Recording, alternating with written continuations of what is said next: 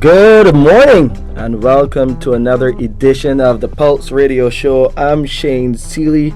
Of course, I'm here with my Chief Operating Officer, Dr. Christine Greenidge, who is my co-host and has been my co-host for most of the 11 episodes that we've gone through. We've gone through 10. This is episode 11. So it's good to be with you for another week as we shift the focus a bit. We've been talking about so many medical issues and addressing medical concerns, COO.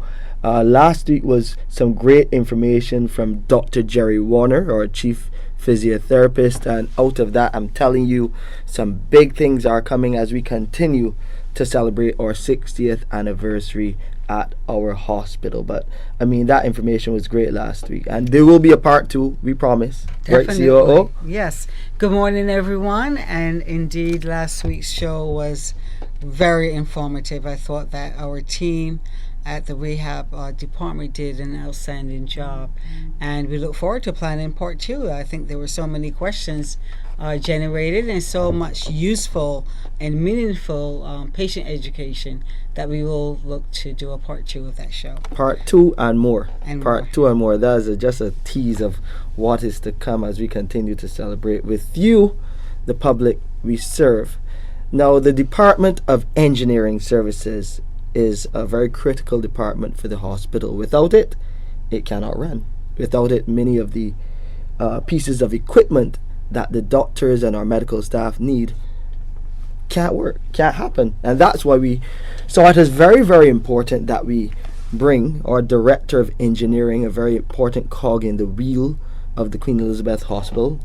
This is Paula Agbowu, our Director of Engineering Services, to talk a bit about what that department does to keep our hospital beating, keep the heart of the hospital really beating. So, welcome to the Pulse Radio Show. Thank you, Shane. Morning to everyone. Morning to all of our listeners. And I'm so glad to be here to explain a little bit about what our engineering department does. Yeah, we can't overlook how important the work that your team does in really making sure that all of our hospital staff have the necessary tools and working equipment to do what they have to do. Talk a bit about that juggling act, because how many pieces, I got a quick question for you. How many pieces of equipment are there at the Queen Elizabeth Hospital? So Shane, I like to tout this number, and that we have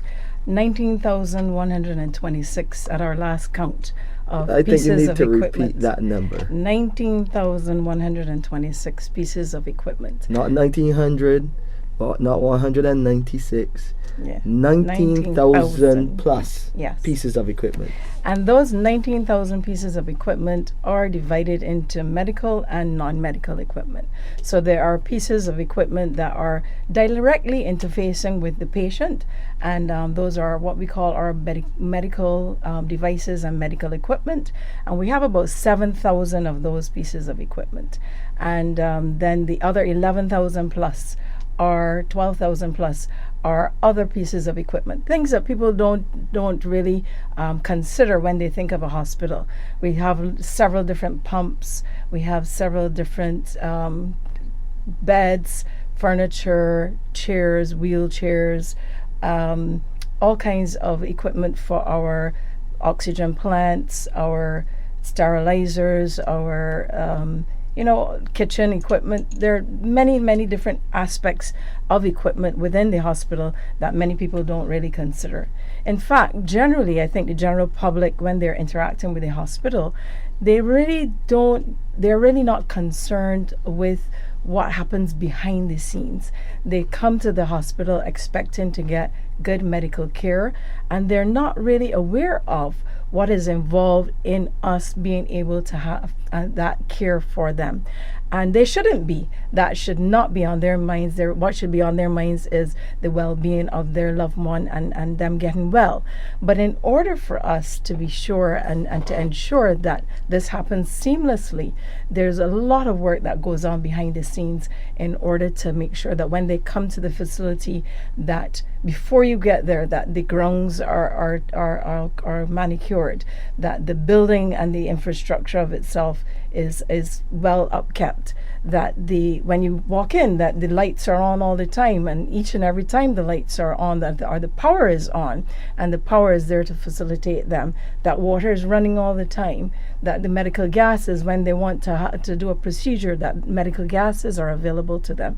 So there's a lot of things and intricacies that happen behind the scenes that we want to make sure that is done, and done well and seamless, so that when they come to the facility, that is not something that they have to worry about. COO, maybe you can double down on this to explain the importance of a well-oiled engineering department to the success of what the medical team does at the hospital. Well, absolutely. I'm just going to interject one thing that I think Paula didn't mention, and that is the expectation of functioning equipment during disasters and hurricanes. We are in hurricane season, and she didn't mention it, but she actually spearheads our special departments in dealing with disasters. Emergency Management Committee, and come February every year, February, March, Paula also starts preparing and making sure we are on spot for the hurricane season. So it's normalcy in terms of functioning, but during disasters is when engineering, we rely on them tremendously. And I need to say at this point that we recently, just on Thursday, actually on Wednesday, last week, we just completed an accreditation survey from Accreditation Canada, of which the engineering department was part of the focus study. And I'm just so pleased that 100% of their plan that was submitted and was in compliance in terms of the expectation of the hospital being accredited. So that's kudos to a wonderful engineering department.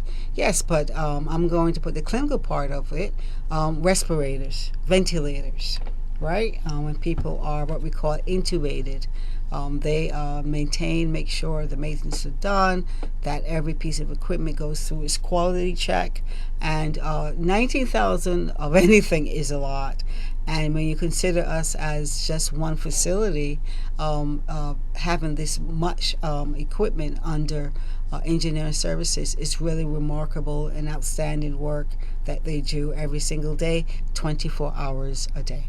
Indeed. And in terms of your team, Paula, you have a number of different tiers and different operations and operators under your charge. Talk a bit about those job titles that you manage. Within our team, we have a number of sections. So we have the air conditioning technicians, we have our electrical personnel, we also have mechanical section, and they are responsible for making sure things like the medical air plant, the vacuum plants, the oxygen plants, all of the sewage plants, all of those mechanical things, the kitchen equipment, as well as our boilers. Not many people may be aware that we do generate our own steam. That steam is used and is very critical for the operations in the surgical area, where we do make sure that there's steam there for our sterilizers, so that our sterilizers can make sure that the equipment is sterile before any procedure is done. We also have plumbers on board, artisans in terms of carpenters and painters, as well as our general workers and gardeners. So we have I think I forgot, most importantly, our biomedical technicians.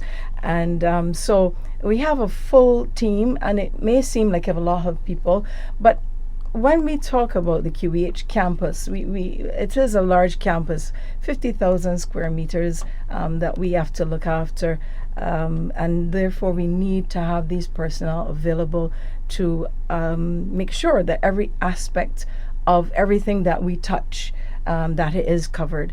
And so the entire team works to make sure that we don't have any issues where things are broken and that they're not repaired, or that we don't do the routine and regular maintenance.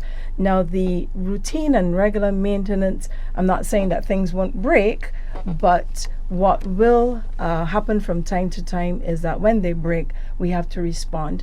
And particularly with our medical equipment and medical devices, it is we do have some very complex pieces of equipment, and that require parts to maintain them from external to the country. We do have to import, I would say 95 to 96% of the parts for the medical equipment are imported.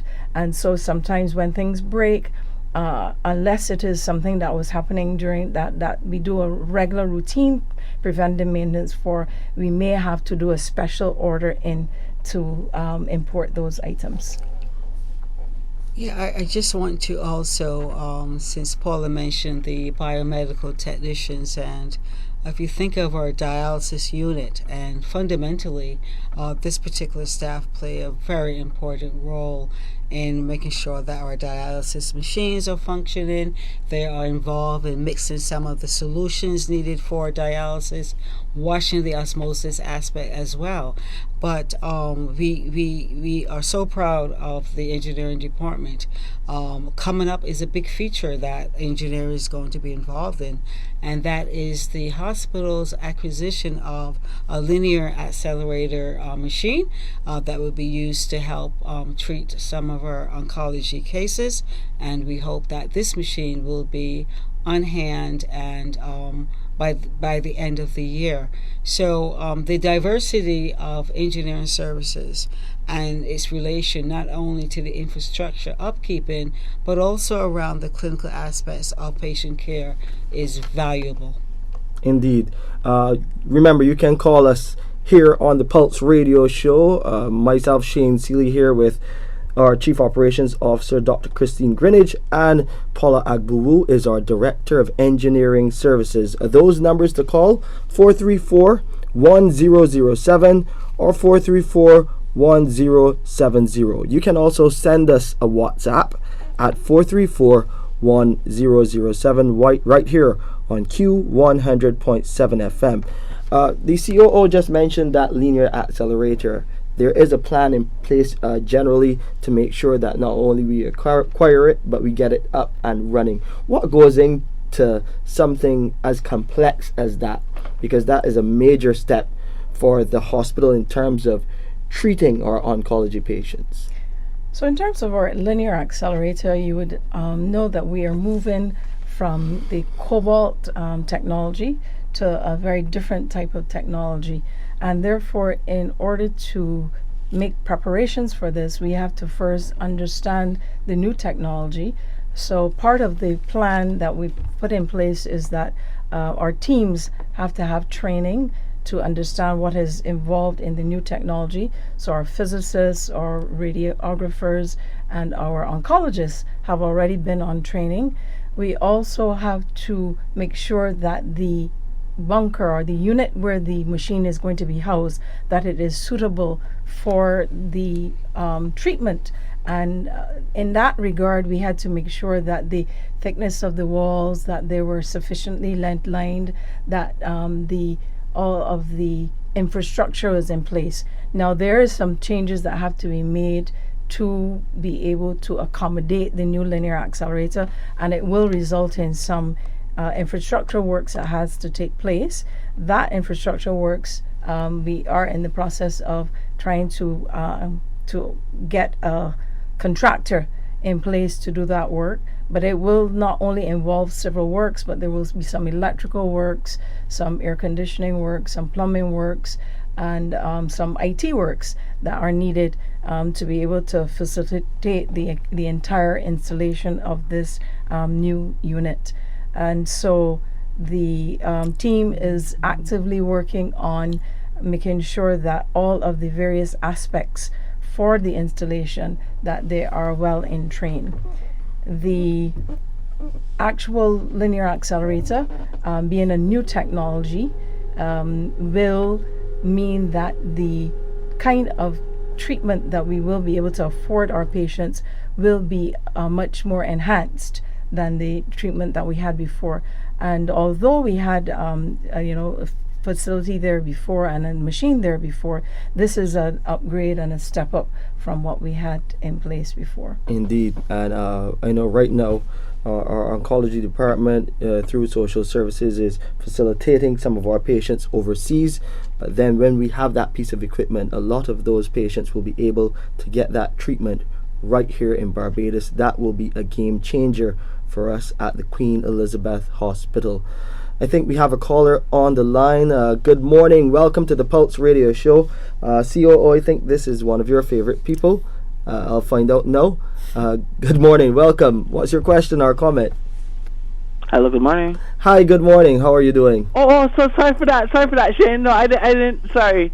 Yeah, yes, well, with part comes good responsibility or response for this call. Come out here. How are you, sir? We're good. We Glad have you're one of your favorite people here, the COO, along with our Director of Engineering, Paula Agbowu.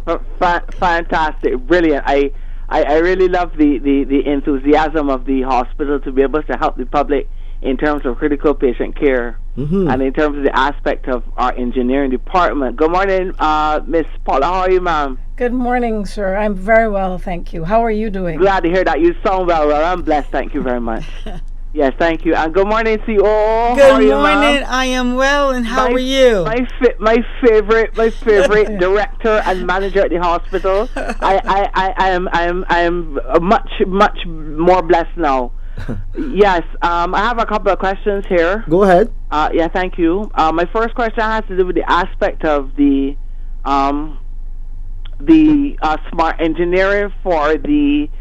There was a new piece of equipment that would have dealt with the ultrasound for the brain. I would have seen that piece of research coming out in terms of a piece of equipment that could actually have now that you can ultrasound the brain instead of having to use the MRI or the CAT scan. Is there any thoughts on the hospital being equipped with any of these? And my other question, very quickly, is in terms of the aspect of the software engineering and the social engineering, how are you able to use your technology to be able to capture the behavior of your patients via some of the feedback that has been happening? Ocean has been doing a tremendous job in terms of helping us, the public, to know more about the hospital, in terms of engaging that social engineering, that aspect of the hospital that is so critical and crucial and important. What is the hospital doing in terms of its new technology to be able to help the public to be able to do more things like this, to be able to call more, to be able to come more, to be able to send in WhatsApps and emails, to be able to get that response that we need from you as our really only main fantastic resource on the island for medical care? Thank you very much. Bye-bye. Thank you very much for your questions. I'll let you deal with the first one in terms of new technology and equipment coming into the hospital. I know that we have a capital expenditure of some 130 million, which will be providing us with some new tools for our medical teams. So the hospital has a $130 million capital expenditure program, which we expect to get the first drawdown on that monies very soon, which would be about $65 million. And in that capital expenditure program, we do have a number of pieces of equipment that will be new technology, and some that will be technology that we already have, but we want to upgrade and get the newer versions or the newer models of that technology. And in some instances, it will be for capacity building, because some areas do not have enough of the various monitors or devices and things that we want to have available to them. And so in that capital program, we expect that will be where any new devices and new technology would be afforded to us here at the hospital. We expect that in a number of weeks. We hope that it is, but obviously it will take some time for us to procure the items. So although we may get money in a couple of weeks, it will then take some other weeks for us to actually purchase and procure the items. A lot of what the caller made inference to has to do with technology, in particular medical technology, and technology changes in healthcare in seconds, literally in seconds. But I want to pick up on one theme I thought I heard from the caller, and that is, what are we doing to further help patients, the public, with their clinical concerns. And I can tell you that one thing, probably started a bit during COVID, is using telehealth. So telehealth is an emerging, sophisticated type of technology where you can actually monitor patients from their homes. And I know, for example, those patients that have what we call CHF, congested heart failure, can be easily be monitored from home and don't have to worry about a monthly or every 2-week appointment. And at home, we can monitor blood pressures, we can monitor the weight gain or loss in CHF patients, which is very, very important, and other type of at-home technology. Also, providing face-to-face encounters with our providers, namely physicians, some of our nurses who manage in the communities, where you can see your patient. You can actually do a physical observation of the patient, and the patient has that ability to speak with you in real time, literally decanted some of the wait times in clinics. So there's a lot for us to embrace in technology, and I think now the latest thing in healthcare technology is the use of AI, artificial intelligence, where there are programs that can help patients in patient education, in how to express themselves, in trying to relay clinical symptomology, signs and symptoms to patients. So that's something that is being embraced globally in terms of helping healthcare providers better manage their patients and providing patients with critical information on self-management of some of their disease states. Yeah, and right at the Queen Elizabeth Hospital, in terms of what we're doing to upgrade our technology, and I know that COO, you're actively working on this as well with the team, the health information system. Yeah, that is something that is in train. Right. I really want to mention Louise Bob, who is one of our directors in charge of the digital transformation currently going on at the hospital, where we're looking at electronic medical records, different types of electronics. We're still, unfortunately, very burdened by paper system. And we know that with the use of the embracing of electronic health record, it makes it easier, much more tangible to be able to navigate a patient's chart for appointments. The systems also can offer patients the ability to manage their own personal appointment needs as well. So digital transformation is HIM, is IT, it is coming, it is progressing very, very nicely and very well supported by our Ministry of Health and MIS. Yeah, it's another initiative that will add some real convenience for our patients, because it's all about serving them. And I know people come with their notes, sometimes things happen, but this allows us now to have a greater, not only convenience for them, but it makes it easier for everyone to navigate. Patients, yes, staff, visitors as well. And it's in a protected system. Your information will be better protected as well. Protected health information, PHI, is very important, but it's going to use technology that almost everyone has a cell phone today. And just think of the possibility. Now, I tell people years ago, no one pictured going to an ATM to get money, right? Mm-hmm. You vision that long line at the bank. And so in a matter of decades, that has changed where it's very convenient. So using the personal cell phones, patients will be able to really hone in on their own medical record. If they had a test, in a couple of days, they'll be able to access that test. Goes back to personal responsibility. Personal responsibility, but staying ahead also of any type of regimen that may be needed to help someone to maintain their healthy state. Yeah, if you have any questions about all of this that we are discussing, of course we're focusing on the engineering department, but the engineering department really helps things to work at the hospital right across the board, across all departments. You can call us 434-1007, 434-1070. Those are the numbers to call. The first one you can use to send us a WhatsApp as well, 434-1007. We'll take a quick break and come back with a lot more here on the Pulse Radio Show.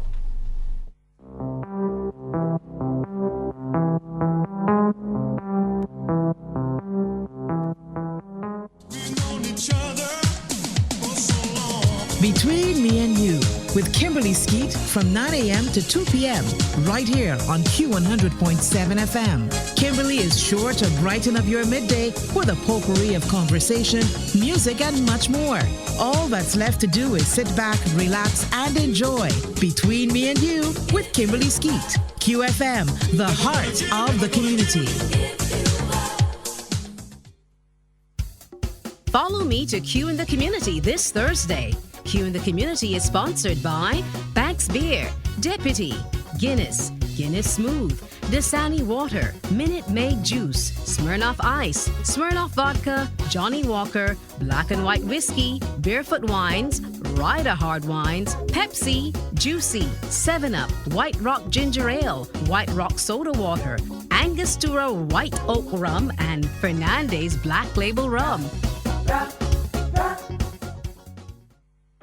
Some stories made us shake our heads. Others left us shocked. The entire block, bordered by a section of St. Michael's Row and Bridge Street, was completely burnt out, taking along with it 7 businesses. Some made us hold our breaths, think about who we are, or rethink how we live. The advent of television, video, and other electronic entertainment and information devices has been accompanied by a loss in the reading and writing skills of many Barbadians. But they all made us stop and listen, and want to get to the bottom of the issue. The Problem Play Complex was originally scheduled to be opened in October last year, but that plan was frustrated by serious technical problems. All these stories and more from the archives. Listen on Q100.7 FM Mondays and Fridays at 4:15 p.m.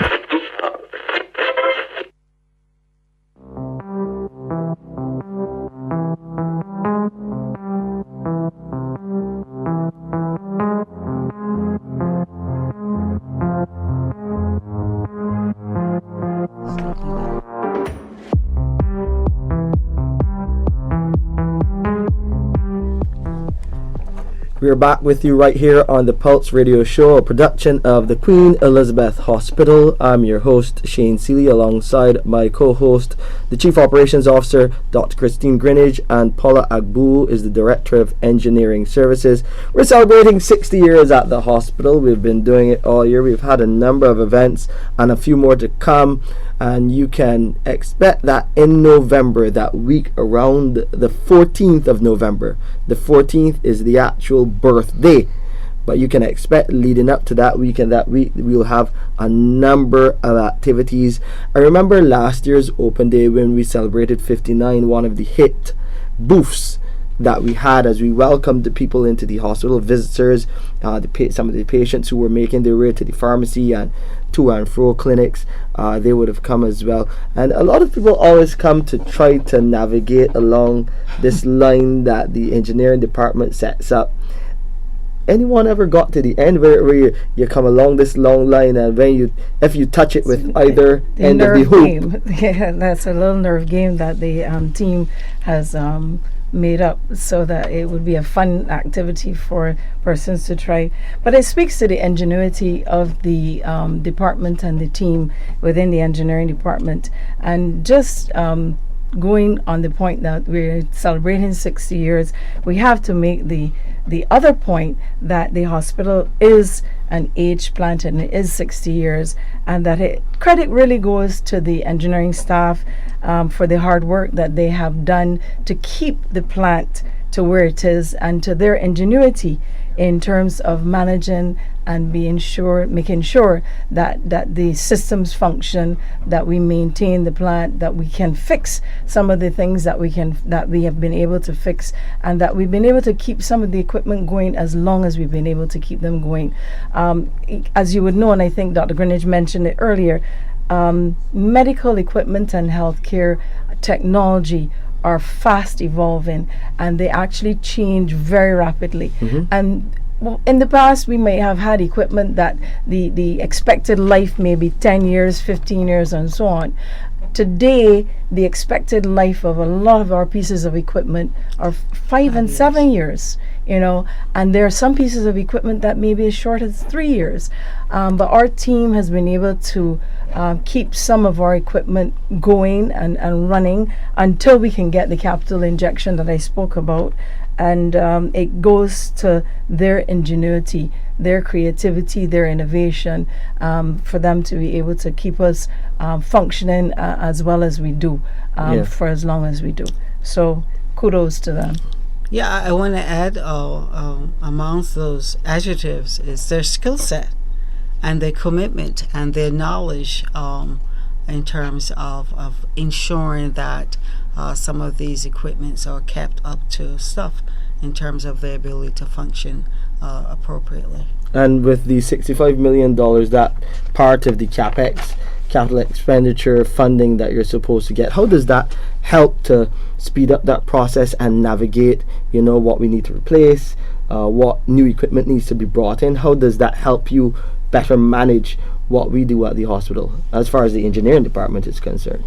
So what it does, it will help us in terms of being able to have a lot more pieces of equipment available, so that when we take one piece out of for service, that you don't have to rush to get it back up as quickly, because you will have some additional pieces that you can rely on.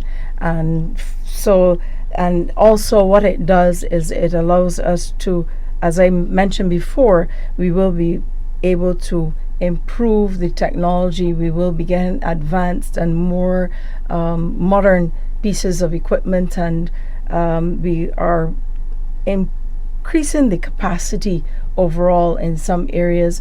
And this capital expenditure will touch on every single department.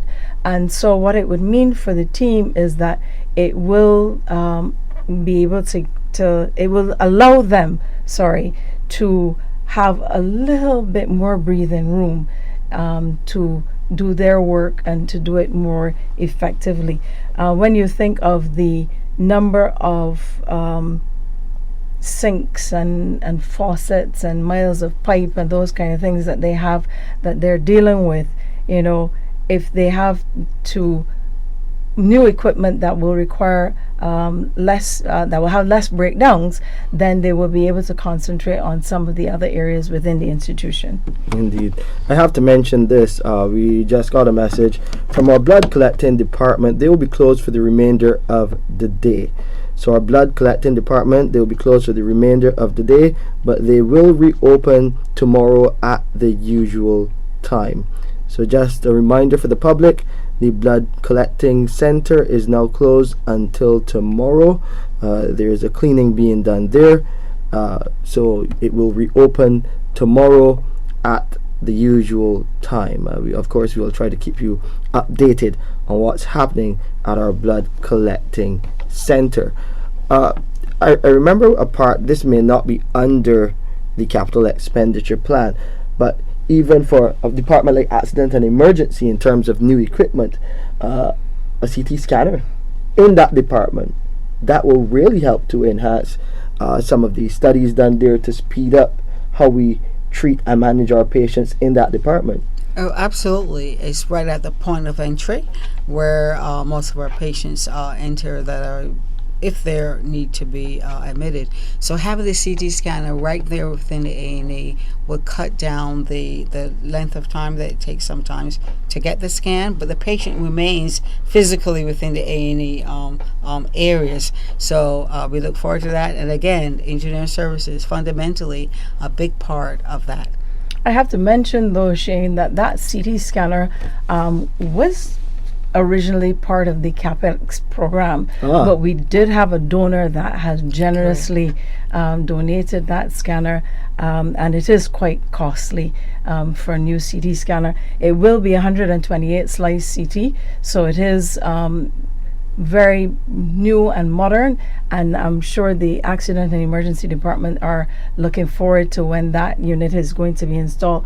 We understand that it should be on the water as soon as next month, and so we would expect that perhaps by November that we would be in a position to have patients being treated or being scanned with that new machine by November or so of this year. So as Barbados celebrates another year of independence, as we celebrate another year at the hospital, a special milestone for us, our Diamond Jubilee 60, we're telling you about a number of things that are in train which will help to enhance and improve the services offered at the Queen Elizabeth Hospital. Remember, this is all for the public so that the public can be better served.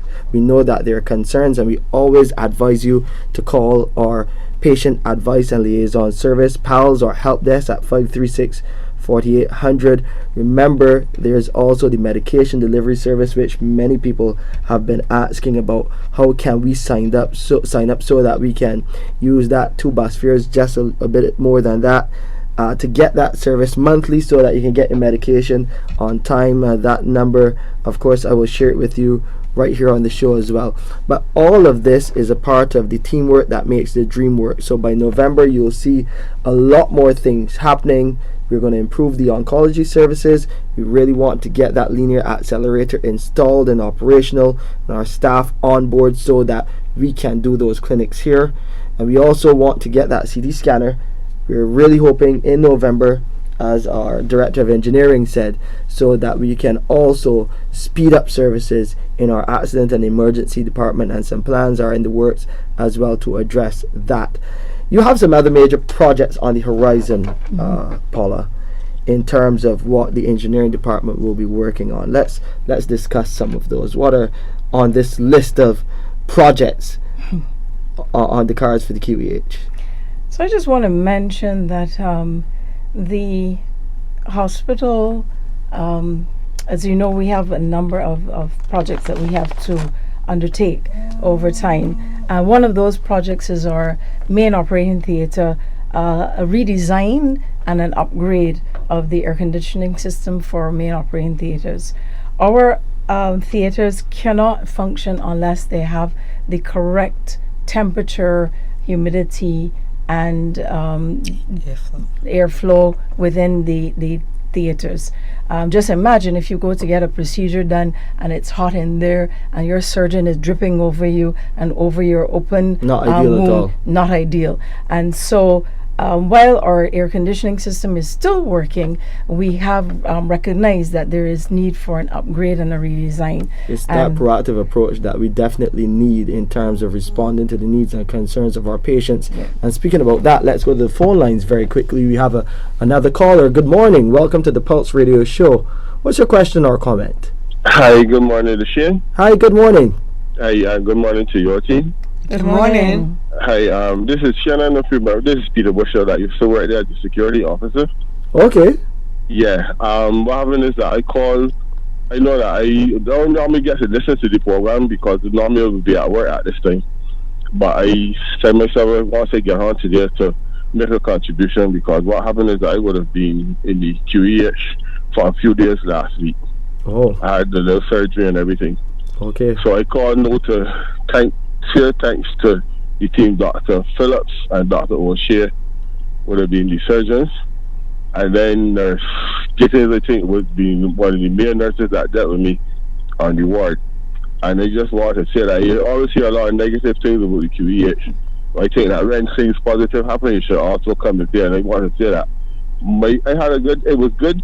Everything was perfect. I didn't have no issues or whatever.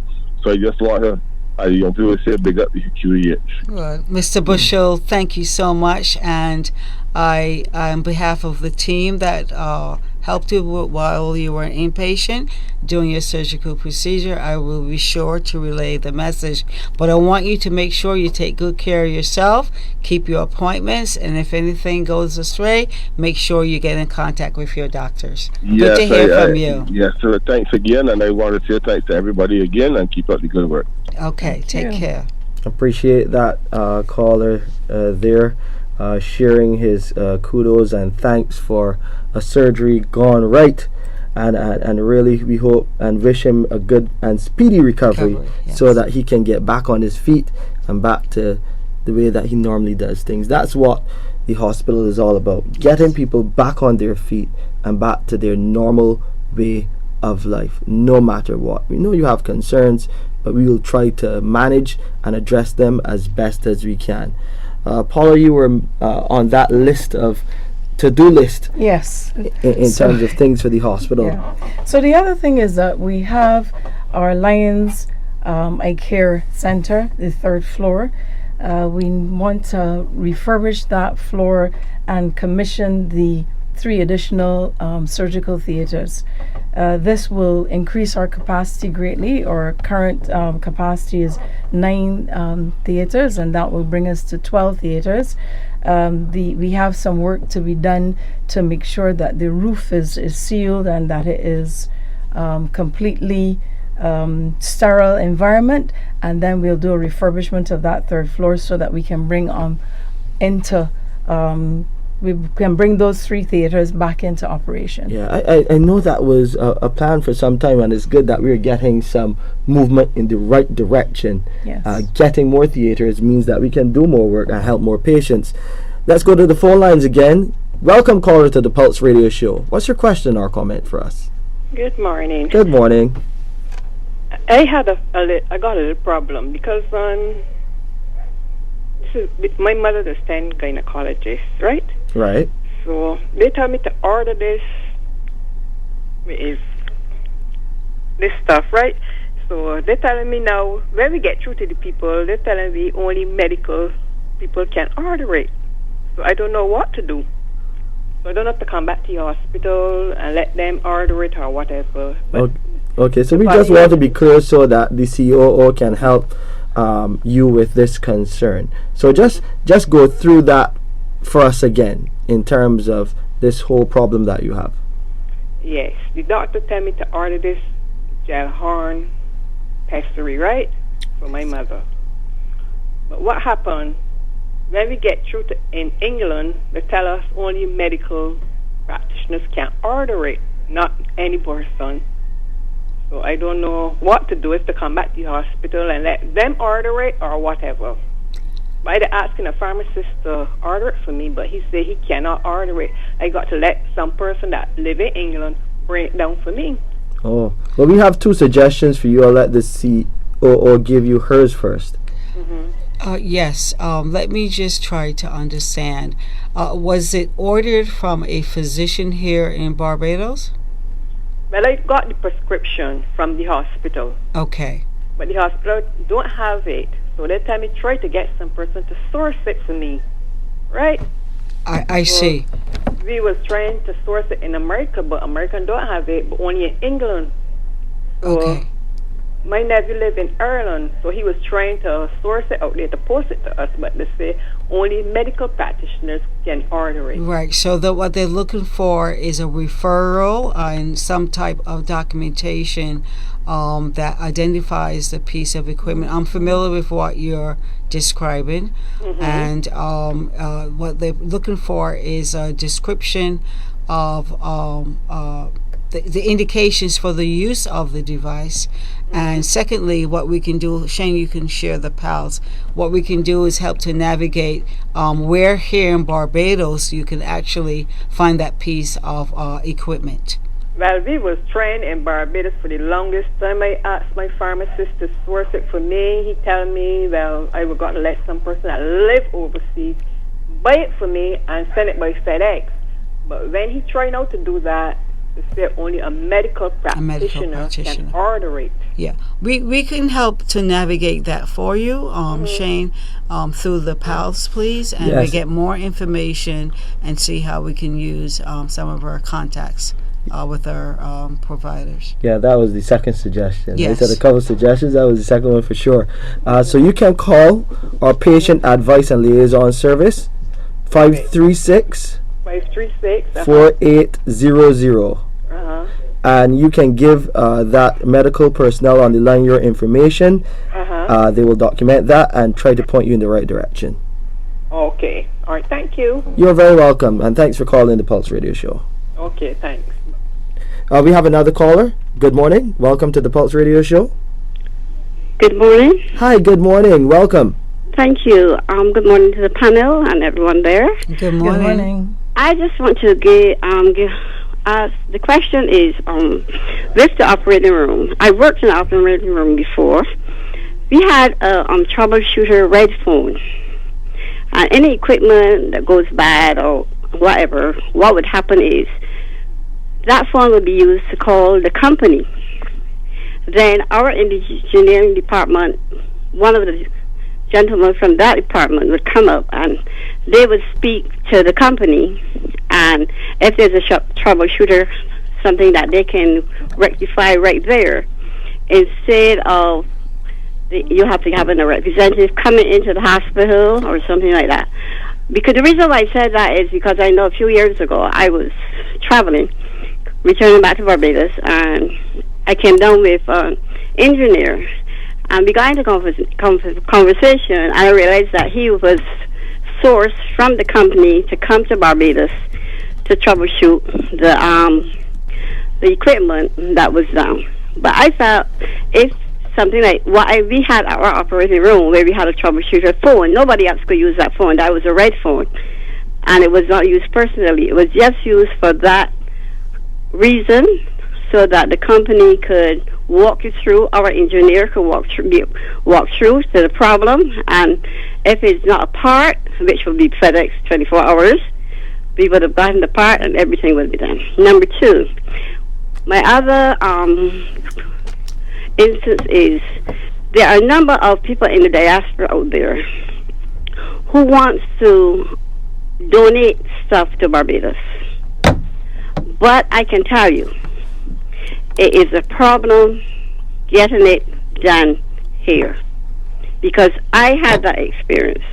My hospital was troubleshooted. We were closing our operating room, and everything that was done at a company outside. So we were giving away all the surgical equipment that used in the operating room, the instruments itself. I went through. I started from Barbados, and I was told to go to the consulate in New York. I went through that channel. Then I was frustrated, and then I said, "Okay, I'm going to post it. I'm going to post it myself." Then I was told I had to come to Barbados to clear it. Okay. Mm-hmm. Then what happened is that I'm international, so I decided, okay, I'll put it in my container and bring it down. I'll be honest with you, if I go in my basement now, I still find 2 boxes of them. Anyhow, that is an instance. So I'm saying engineering. I say everything that's being donated, or there should be a department that if things are being donated, you can call directly to that department and make all the arrangements, especially in engineering, because all the equipment has to go through engineering to be fitted with your electrical plugs and stuff like that for them to be plugged in. Yes. They cannot go directly to they didn't used to come directly to my department. Everything used to go to engineering. Yes, that is our process too. Even a simple fan, like I know here, a simple fan, you do have to come to your department and stuff like that. Yes. But, I feel that there should be something that is set up, some department set up, where the diaspora out there who wants to donate, there are people out there who wants to donate. Yes. Hi, caller. First of all, I want to thank you for your thoughtfulness in thinking about our hospital and potential equipment that we can use. Indeed, I am so proud that about 1.5 years ago, we formalized our philanthropy department. It is headed by one of our staff, Ms. Howell, who is working tremendously with not only our consulates abroad, but other philanthropic organizations. And so through donations, she is the person who will make sure that the supplies that are donated meet our specifications, and also that they are useful for our current operations. And she then becomes the middle person in between those folks abroad who may be interested in donating and getting the equipment, getting the supplies, and also formally liaison on with our port here in Barbados.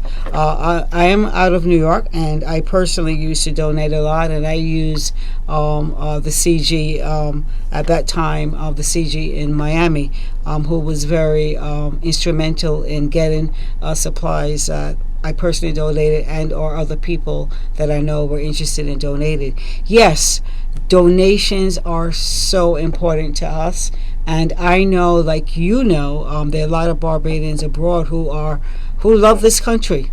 They love this country, and they want to give back. They may not be able to come back and live like I have, temporary, but nonetheless, they love our Barbados. They love the QEH, and we don't want to make it any difficult for anyone who is willing to donate to us. So yes, we have a formal department, and a lot of the red tape that might have happened in the past is now streamlined and extremely effective.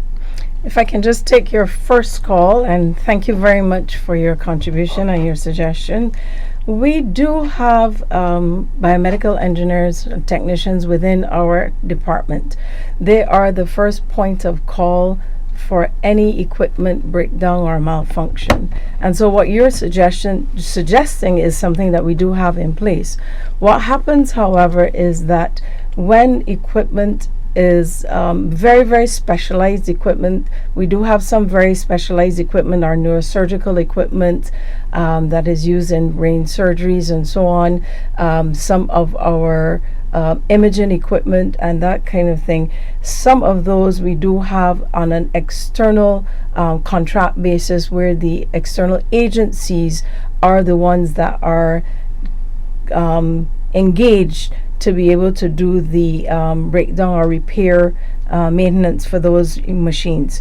What we would do, though, is that our team are the first responders, and we will liaise with the external agencies, external contractors, external technicians to be able to shortlist what the problem might be, and they will troubleshoot to a point, and that would give the persons that are coming a heads up as to what they may need to bring or what they may need to order. They might even go through some processes where they go through a system diagnostic with the technician, and with that they are able to pinpoint the exact part that may be needed, and the person may be traveling with that particular part that is required for the repair. So we do have a combination where our technicians are trained and certified, and then we also use external contractors to be able to do some of it. As you can imagine, with our team, we have, as we mentioned at the start of the program, over 19,000 pieces of equipment. I agree. Therefore, they would not be able to touch every single one. And so, in order to do it, we have a combination approach that we're using. And Thank emphasize that you are Well, I am the equipment. And we donated. Yeah. I'm sorry. Sorry. The reason why I mentioned that is because I'm the public out here, and you hear about this equipment is done for X length amount of time, and it is not in use, and people are just waiting for things to happen. So I'm just the reason why I mentioned it. I don't know what your procedure or what is, but that is, I'm the public out there, here, and hearing, I can only assume I gave my suggestion to that point where, that was what we used to do, as we would say, used to, and retired. Yep. Yeah. Thank you. We do appreciate that. I'll give you one more bit of information. You mentioned wanting to reach what is our philanthropy department through our philanthropy officer, Gay Howard. Right.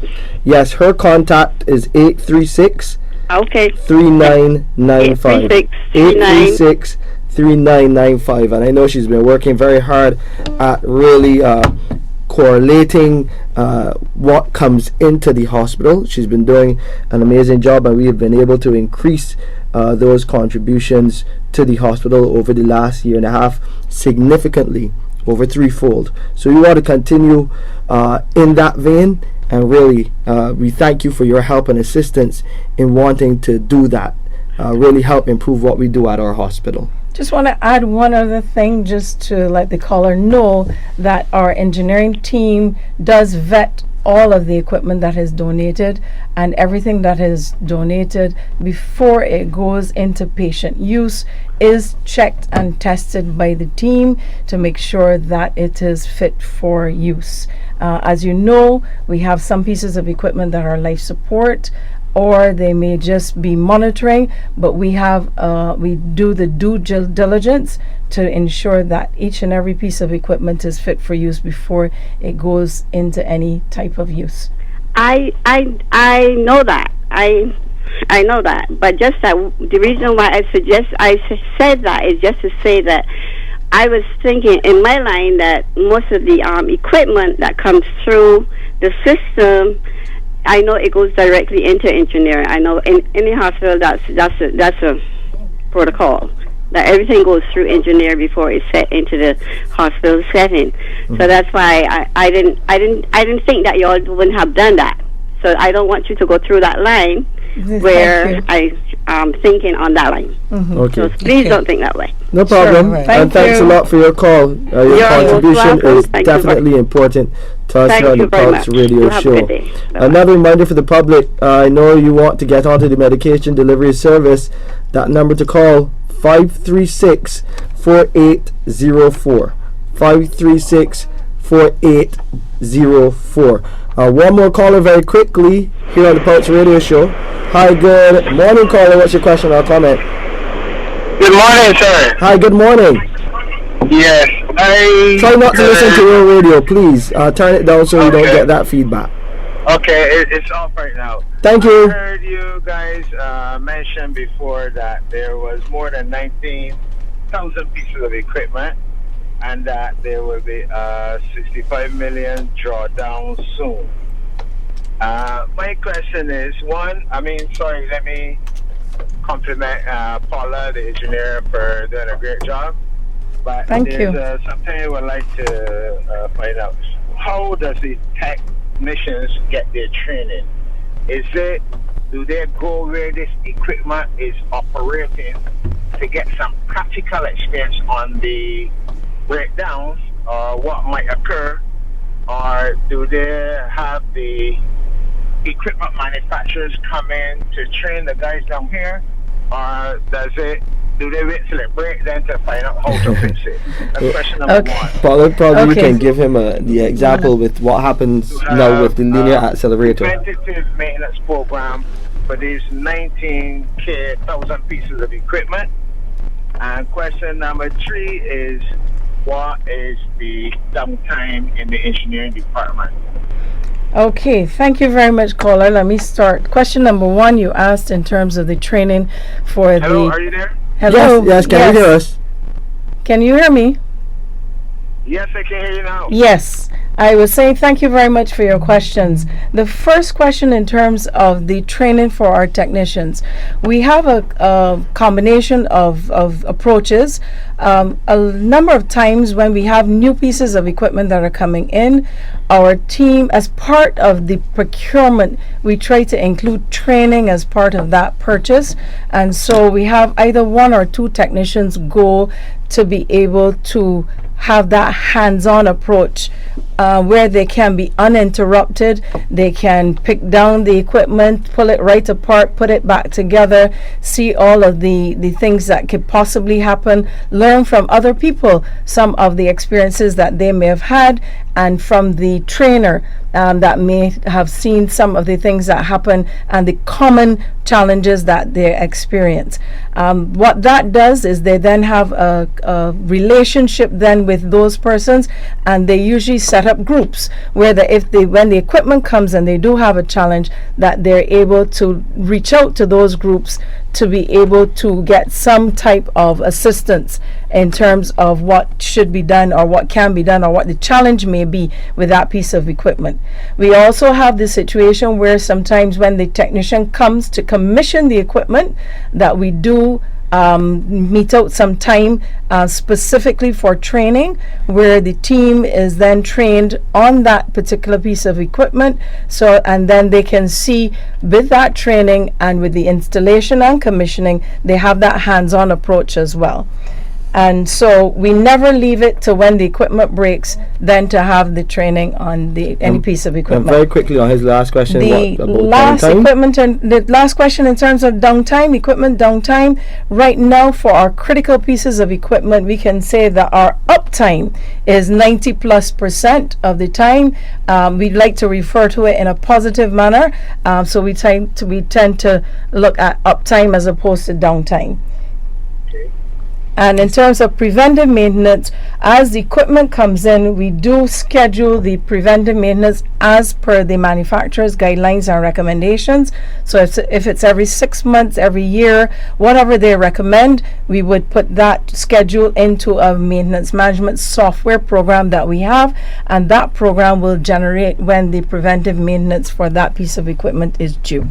I'm sorry I have to rush, but Shane is looking at me, and I think we're out of time. Yeah, I Thank hope. you very much for your answers. I think you're doing a great job, and you're on the right path of maintaining the equipment. And I wish you the best in the future. Thank you very much. We appreciate those compliments, and you see what I told you, Paula. This time flies fast, and we still had some other things to deal with. We got to shout out our customers, our friends in the immediate environment of the hospital. You've not seen any smoke for a while.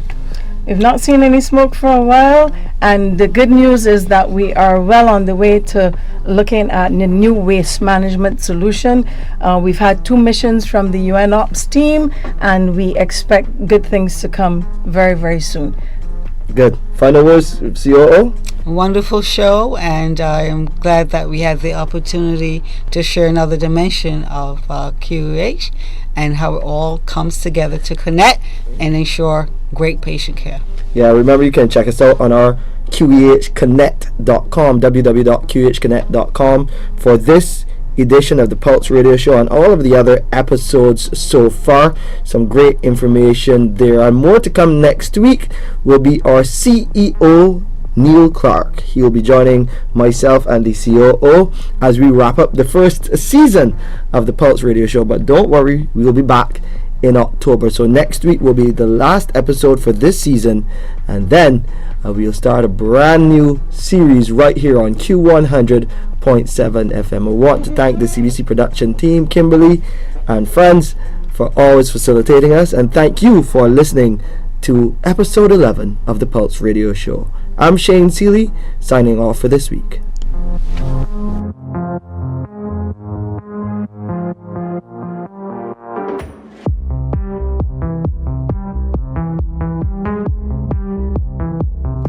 You've been listening to the Pulse Radio Show, heard right here on Q100.7 FM under the auspices of the QEH.